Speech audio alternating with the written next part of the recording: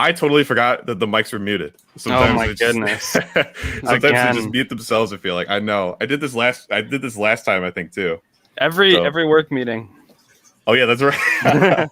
Well, that's okay. Well, to be fair, the work meetings, my mic itself occasionally will just have issues and go off. But in any case, welcome everybody. This is episode 3 of Match Review. Today we're going to be looking at the lovely team representing Call of Duty Varsity. So it has been a few, I think about 3 weeks since episode 2, which was focused on Rocket League Varsity. And, since then, I've gotten a haircut. Everybody's busy, already starting to work on finals. It's already week 9 at DePaul. We might as well be living in a totally different world, but that has absolutely not slowed down Call of Duty Varsity's competition. They have been busy in the CXP League, currently with a 5-2 record, so definitely looking pretty strong so far and looking to keep that momentum going. So today I have Crizzy Rocks, Venet, and of course Tenacity. So would you all be willing to introduce yourselves really quickly? How's it going? I'm Mike Venet. I'm a graduate student, so I'm studying taxation. And I've been playing competitive COD since about like 2013, so I've been playing for a while now. I'm Charisma. I'm a junior in computer science and math, and I haven't been playing as long as Mike. I'm Kevin. I'm a freshman majoring in marketing, and I started the DePaul Call of Duty team in September of last year. Very, very nice. So obviously, we have quite a bit of like a range in terms of like how long everybody's been playing Call of Duty. But I believe the match that we were looking at for today, this was from, I think you two mentioned like, I think a week ago. So this is super, super fresh. And do you remember exactly which team this was against? Like which school? We lost this series. This was our first loss against Penn State. Okay, nice. Penn State. All right. So then I guess really quickly before we like really dive right into things, what was like the practice routine like going into this match in specific? What were some of the things you knew about the opposing team during preparation? Like what was, I guess just like how did you prepare for this matchup in particular? Or was it mostly just like, just kind of going about it as you usually do, just par for the course? We kind of just went about it as we usually do. Everyone kind of plays their own game. We have scrims every now and then. As for what we knew for the team, a lot of these teams played in the CCL league, which we played in and it ended about a month ago. And so a lot of what we do to look into these teams is look at their records. We look up to see if any of them have VODs to try to see like how they play. I think for this team, we knew that they were a strong team coming into it. And so we expected it to be a little more difficult than our previous matches. Okay, yeah, that makes a lot of sense. Oh, whoops. All right, great. So, yeah, I know that we have a little bit of a different screen sharing strategy this time around, but feel free to go ahead and just play it as soon as you're ready. But I guess also like kind of going off that same question, were there any specific maps that you felt like you needed to practice on a little bit more going into this, or just in general, or was this something or do you think the team is pretty comfortable on all of the maps that are usually in rotation? So for the most part, most of the series we play, we do vetoes. So which means basically like we get to ban a map and then the other team gets to ban a map. Yeah. And then the remaining maps, you're able to pick what maps you want to play. So like each team basically gets a map pick of the remaining maps. So usually we veto Checkmate, which isn't that great of a map, just in general, because, the spawns and just the way the map is laid out. So we usually veto that map, and we have another map that we're honestly not that great on either, which is Garrison. Obviously, if we're playing people that aren't as good as us, we can just kind of like just outskill them instead of just, relying on like strict strategy and stuff like that. But on that map specifically, like we've been struggling on a lot. So we will veto like Checkmate in our series, and then the other team will pick Garrison. I don't know if they have like stats on us or something, but we usually lose that map pretty convincingly. Like our match yesterday against Purdue, we got like 250 to 90. So that's not very good at all. And that's probably one of our worst losses, other than to Ottawa, which was the team that won the whole thing in the CCL. Yeah. So, so yeah, Garrison is definitely our worst map, or Checkmate. I don't know yet. We haven't played that map in a while.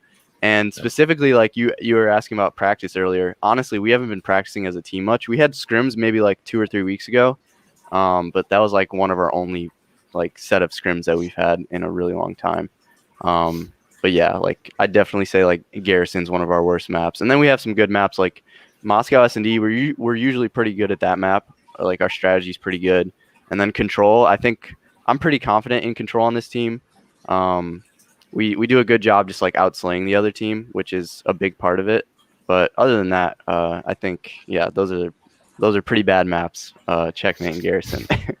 Right. I got Yeah, you. I remember when we started when like Cold War came out and we were just starting the CCL. Mike told me, and I quote, "I never want to play the airplane map again."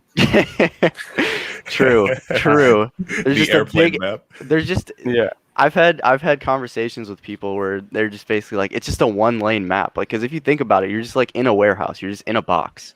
Like you literally, it's 1 lane. Like, and then the plane, like you can't even count that as a lane because it's just like so close quarters, and you can see like the whole map from the plane, like the windows and like the top. It's insane. Yeah, I guess we can talk about the 3-lane structure of most maps, right? So you can see on this map here, Raid, Crizzy right now is on the right lane, and there's a middle lane where that kind of a rectangle is if you look in the top left in the mini map. And then on the other side where there's that kind of ring, that's the 3rd lane. So you use those to just get around the map and rotate from objective to objective. And like controlling a lane almost, having like an AR player, like washing like an entirety of a lane is super critical. And on Checkmate, there's pretty much 1 lane, like 1 big lane and then like an obstacle in the middle of it. So it just messes with like your rhythm as a team. Right. That makes sense. Yeah. And like for competitive COD, 3-lane is like definitely the best. I know going into MW, which is like super popular because of Warzone and stuff like that, the devs were getting complaints that all the maps were 3 lanes. So what they did in MW is they made maps like Ramaza and like, you know, all those. What's another like just completely Ramaza, like Grozna Raid. Like I don't know if you know that map. That map, oh my god, it has no structure at all. I can't think of any other MW maps, but yeah, like all those maps basically had no structure, no lanes. It's kind of like Checkmate in a way, and it's just a bunch of obstacles in a square, which is so like for competitive, that's not good. Maybe for like, you know, casual public matches and stuff, but yeah. Definitely 3-lane maps are the way to go for competitive. Okay, interesting. That actually makes a lot of sense now that you mention it. You know, I'm not as big of like a COD player myself. I, you know, Mike, you were saying that like you had started like playing more competitively in like 2013. I'd actually stopped playing the COD series more so in like 2013. But I've definitely watched a lot since then, and I've noticed that like, you know, a lot of these not necessarily more straightforward but more organized maps tend to be like more popular. So yeah, 100%. I mean, Raid, this map was in Black Ops 2. Yes, I remember this one. Yeah, undisputed best map in the game, and I love they it. brought it back and instantly was added to competitive for all 3 game modes, and it works perfectly. And even though the map was made like 8 years ago. Yeah. Yeah, that's something I always appreciate, how like legacy maps are still able to be, you know, showcased, and like not only just in the game itself but in like competitive play as well. It's pretty neat. Yeah, there's another one coming back too, Standoff, which is also from Black Ops 2. They already added that to S&D. Yeah. And then one of the devs, he was tweeting that he tweaked the spawns for specific hills because they were super sticky, which basically means you couldn't flip out. Like you'd get like 3 or 4 kills, but as long as they had one person like in the specific side of the map, like you would spawn out and then they would keep getting good spawns. So they're fixing the spawns, and they're probably going to add it for hardpoint as well. I guess we should talk about spawns as well, because this is the game mode where it's most important. Yeah. As you can see here, Crizzy spawned on the opposite side of the map from where she is now, and she spent the entirety of her life trying to get to where she is now and kind of controlling the side of the map, because if you look at that little timer where the little diamond is, once that hits 0, the hardpoint will move and it'll go to another place, and it rotates in the same order every time. So they're trying to control where it's going to land and then stay in it for as long as possible. And right here, I think they just got their spawns broken, or she got a fluke. So honestly, like right there, Crizzy, you got to back up. so Crizzy, what she did there, which is why she spawned out, is she basically, there's 10 seconds left on old, and she just kind of went for the kills off of old hill. And honestly, she should be backing up and like playing for new and just like letting them push her. because basically like she was in a good spot, like back kitchen, which is like the spawn blocking part of the map. So like if she's there, they're gonna spawn away. So since she died there, no one was blocking that spawn, and they were able to push through, and she spawned out. So if she stayed there and like kept her position, which like she was in a good position to like make sure like they don't push through, we would have had spawns, she would have had spawns specifically, and she probably would have been able to help us hold this hill a little better. But we did a good job breaking it, actually. Interesting. So in other words, it's kind of like there's points where it's like it's almost like you should objectively try and like play more defensively, more passively, just so you can have better control over your spawn points. Yeah, so there's actually okay. yeah. So like I have a challengers team, and we kind of like get into this not necessarily argument, just kind of just like discussion of like on rotation, like how far should you be pushed out? Because like usually you want to play super tight on the next hill, and then after you get kills, you want to push out and apply pressure to the map. So ideal world, see how we're spawning out right now. So the hill is across the map. Ideal world, if we're the other team, we want to be pushing up to like where Crizzy is now and just catch her sprinting. So we get pushed up, apply pressure, and it's kind of like a wave or like a flow sort of thing, where it's like you get pushed up, you get a kill, and then maybe you get traded, and then you die, and then your teammate takes your spot and pushes up the map. So like that's the whole goal for it. Okay, that makes sense. So then I guess on that note, because like coordination between like where you're spawning and just like general map control is so important, as it is in every FPS game. Yeah. Especially like with Call of Duty, there's things such as the objective moving around, shifting positions.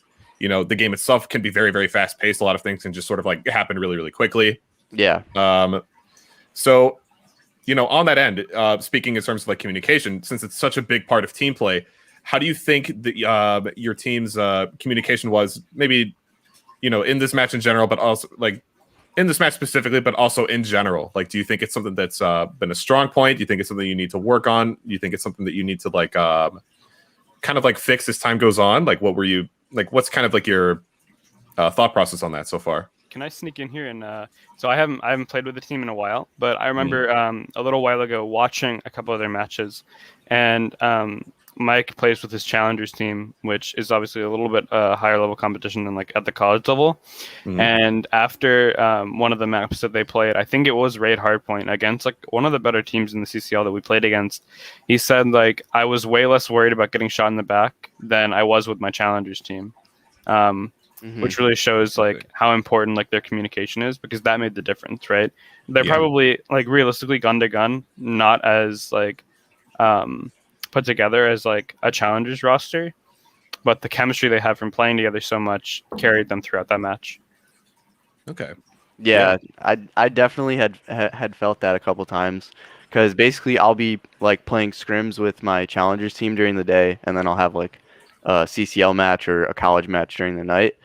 And like some of the days, especially in challengers, it can get super stressful, and like people just a big part of communication is like your vibe and like your like your attitude. So like if you go into a match like defeated, or like you're pissed off or something like that, like it can completely ruin it. So like definitely playing with the DePaul team, I've noticed that our vibes and stuff like that is way better than like my challengers team. And that definitely helps, especially because like they'll be calling everything out. And like, for instance, like if you're mad at something and you die a way you don't agree with, like sometimes you won't even say anything at all because you're so mad. You just don't want to rage and clutter the comms. But yeah, like that definitely makes a big difference. Because like if you're calling everything out, there's no way your teammates miss anything. And like you can hold lanes and like know what your teammates watching. It's like you have, it's like you have like information on every part of the map. Yeah. Yeah, that's a good point. Yeah, getting it just making sure that everybody is as aware of everything as possible is such a like key point of like being able to play in the zone in pretty much every esport, but especially in like a game like Call of Duty, where every footstep, it feels like is super meaningful. Yeah, and I've definitely felt this a lot lately. And I remember talking to Cahill, one of our sub players, or he plays the sub role in our on our team.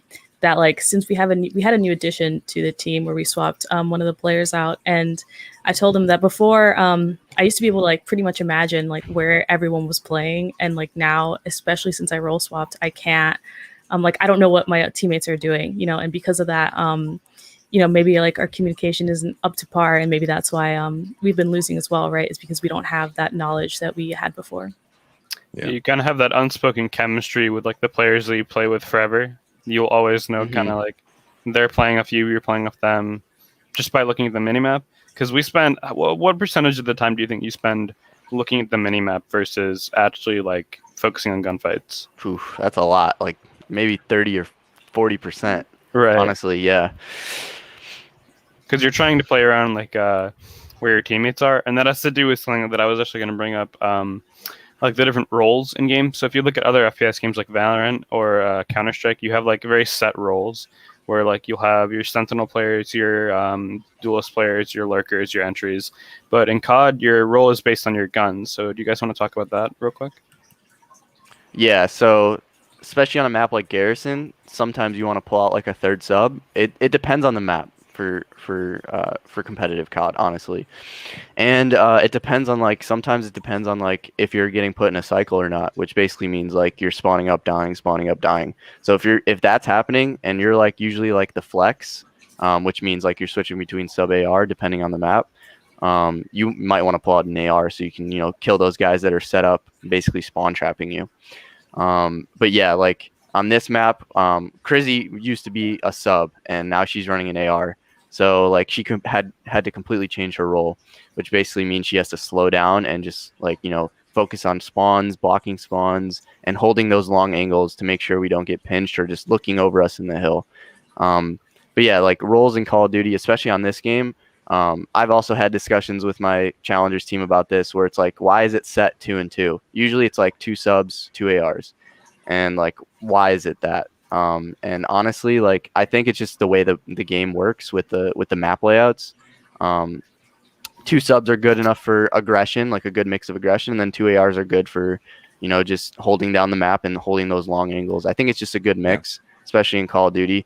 But in other games like Call of Duty Ghosts, that was a 3 sub game just because of how good the sub was. So it wasn't necessarily the maps in that game. It was just how good the gun was. Because in Ghost, I don't know if you know, but like the time to kill was like 2 or 3 bullets just because I don't know why they made it like that. It was kind of like MW where you just kill super fast. And they made the Vector really good. And people would just kind of run around with that gun because it was almost a do-it-all gun. And then you'd have like 1 AR that was kind of like a statue and just hold the map. But like in different CODs, it's usually been 2 ARs and 2 subs. Like for example, Black Ops 2, usually you'd have like an M8, maybe an A94, and then a couple MSMCs or Scorpion or something like that. Yeah. Yeah, and something that I appreciated with the kind of 2-2, I guess we can call it a meta, like 2-2 meta, 2 subs, 2 ARs, is there's kind of a couple conversations going on throughout the whole game. If we can't hear the comms right now, but if we could, you would hear like they're talking constantly throughout this match. All 4 players, they're coming where they're spawning, where they're killing enemies, how much damage they're doing, ideas they have for like the next rotation, whatever like that. But there's also kind of smaller conversations between like the AR players and the sub players that I noticed. So if you're trying to break a hill, like they're about to try to do here, your sub players are going to be like, hey, let me bait for you. Like, let me slide in and I'll take damage for you pretty much. Because the idea is like they're going to get damage so that the AR can secure a kill or something like that, right? Yeah. Yeah, and like right there, specifically breaking that hill, I don't know if you noticed, I was running an AR as well, and I went in front of Crizzy, and basically that's probably one of the reasons why this break didn't work so well, is because we had our 2 subs go left and then our 2 ARs go right. And basically, like ideally, in an ideal world, we'll have like a sub go in front of an AR on both sides. So like I should have went left with someone with a sub, and then someone should have came right with Crizzy with an AR, and that way like the sub would have been able to bait for Crizzy, and then like Crizzy wouldn't have been able to look over the hill and kind of just hold it. And specifically that hill, like you want to keep it white because it's so hard to break in general. But yeah, like just seeing like where people are on the minimap, especially with ARs, like you kind of have to command people because like you have the most information usually because you're the one that's kind of like in a spot where you're going to just going to be sitting there and just like holding really important angles.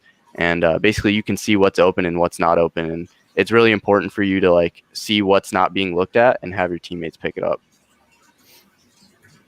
Something Okay. that I just noticed in sorry to cut you go off. Something I just noticed in Chrissy's gameplay is like she once she got to that top green area, like where she was kind of, if you see in the top left there, where she was in that little like cube, she started turning around, like kind of pivoting to try and figure out where the other team was spawning after you just wiped them. Which is another thing that's very like key, like the spawn system again. Yeah. Because sometimes they can just flip. And then you see me Fly out. and you see me fly out, and that's my sub role Yeah. coming out inside of me, That's right? Or I sub wanna fly instincts out. right there. Yeah, exactly. And also, like, for future note, Crizzy, if you're top green, usually you're blocking the spawn behind you. So usually no one Okay, should come yeah. behind you if you're in there. So there's like specific spots on the map, especially ARs, which you kind of you'll learn eventually. Like there's specific spots where it's like, okay, like you're blocking, you don't have to worry about your back. And there's good sides and bad sides to like, what side of the hill you're on. So like that side usually is considered good side, green, where you're at with the AR. There's a really good video I saw a couple months after the game came out where this guy went over and he like figured out exactly where you needed to be on the map to kill an enemy and then have your team spawn with you. Mm-hmm. So on a map like Moscow, there's I'm going to use like the bomb site buildings for reference. There's a building that is way farther away from the attacker spawn on Search and Destroy. Yeah. The B bomb site. Mm-hmm. If you kill someone past that B building, like the back wall of that building, they will spawn out. But that's kind of like, it's almost like lines on a football field. Like you need to get those yards to get a first down, and then you can kind of start progressing again. Yeah, definitely. Yeah, it's a good analogy for that. Actually, that really helps, like, I guess, visualize it in a much more like straightforward fashion. Yeah, so that's good. Yeah, there's a lot of situational awareness here. So, yeah, go ahead. Sorry, I was gonna say I pushed back. Like looking at this VOD, I pushed back on bad side. So this side is actually considered like bad side, and I kind of forgot. And so you see me like get these spawns, and I was trying to think, like I almost kind of threw by getting these spawns because we lost control of that hill because we don't have that like top green control, which is like the better side. Yeah, it's interesting to note. Yeah. So like the side Crizzy's on right now is the side we want for this hill, because basically like if you get your kills and then you're blocking that part of the map, which is basically where she was, they spawn where Crizzy is now. And look at how like horrible this spawn is. You are just like in the worst position ever. Like it's so hard to get out of this spawn.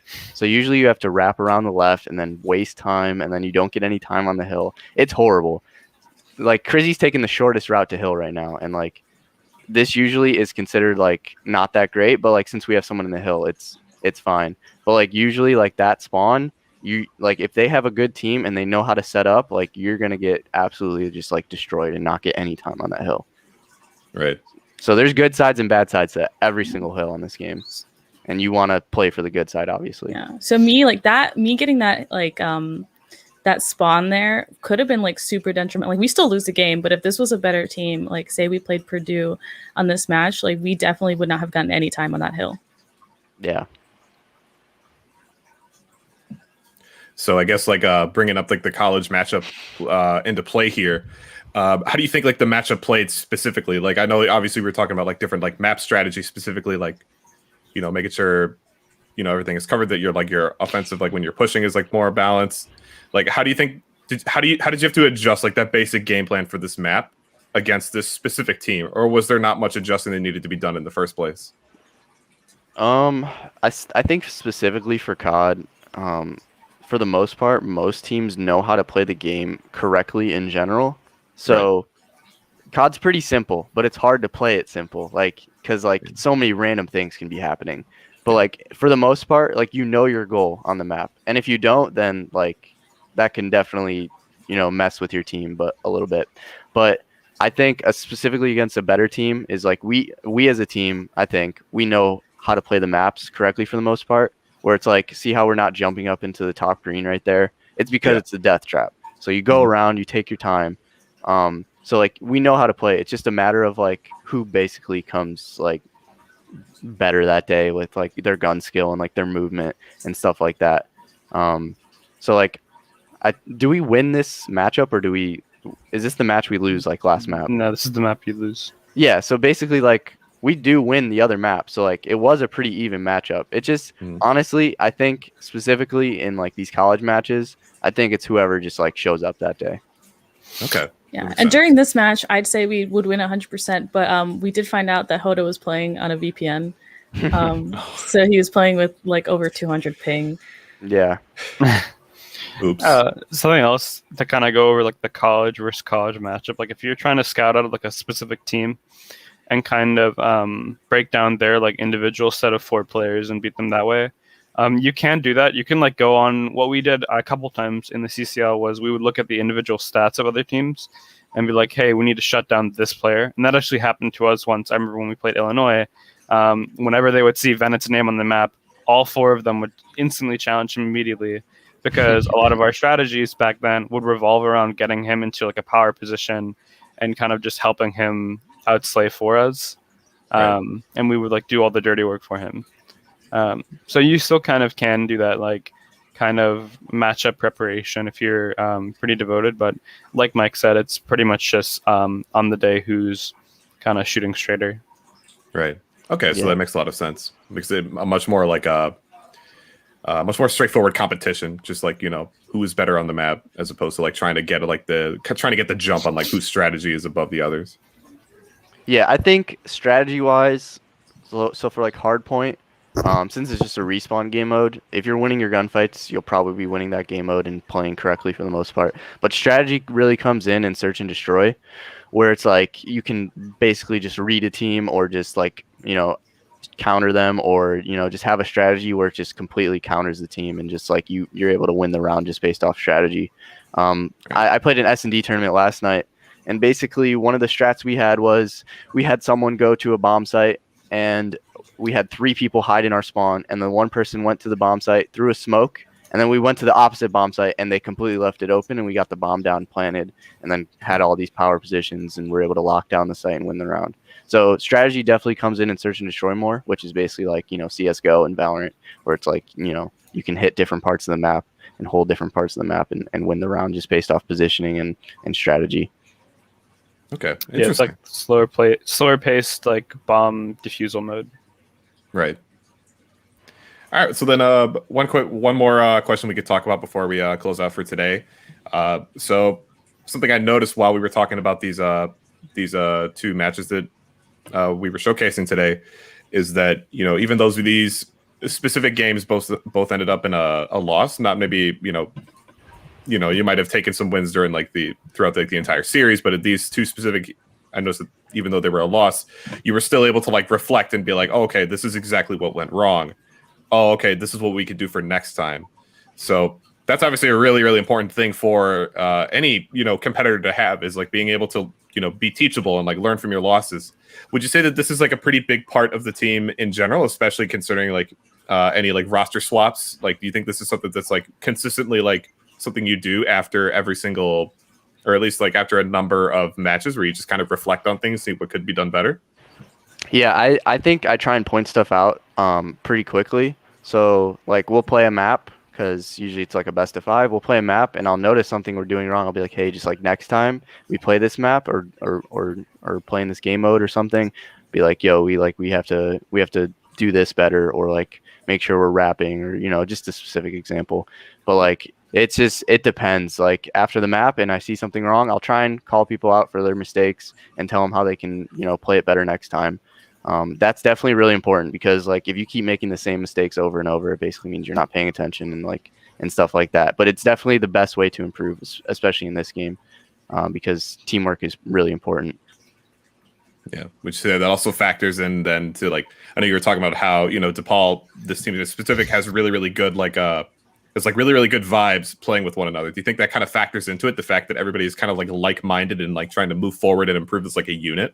Yeah, I agree. Yeah, definitely, because if you're trying to get better and you actually care, and like I said, like good vibes, like it's really important, especially in Call of Duty, because it's really easy to get mad at stuff in COD. Most people rage at COD just playing casually. So but it's really important. And if you're listening to your teammates and your communication's super strong, like there's no way you should lose. Yeah, I think those are definitely good words to live by. Definitely a good takeaway from this through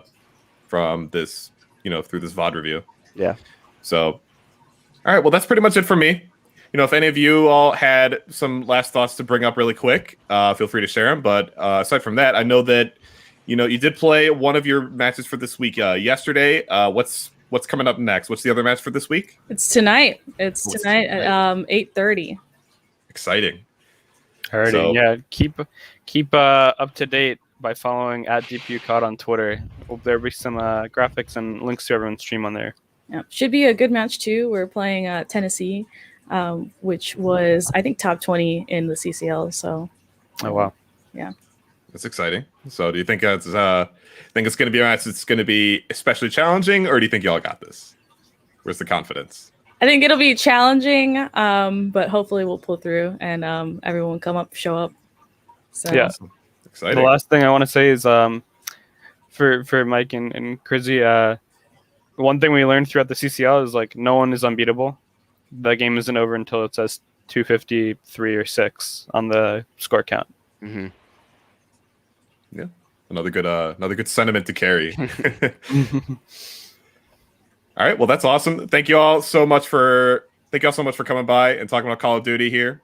This is definitely super informative to me. I really appreciate getting a little bit more of a detail into like kind of like how strategy goes about, like especially on like the specific maps that we were able to showcase today. So that was really great. Thank you all so much for explaining everything. And to everybody that was watching, thank you all also for watching the stream today. So I know we did end up having a pretty long break between last episode and today. We're going to try and make that break a little bit smaller this time around, especially since finals, like I mentioned, are definitely coming up. So we're going to try and have the next episode coming up very, very soon, possibly by the end of this week. We're going to see how things go on my schedule and on the schedules of the other teams.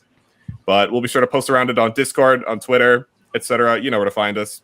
We'll be sure to post everything around on there. And you can catch the replays of these matches if you do end up missing them.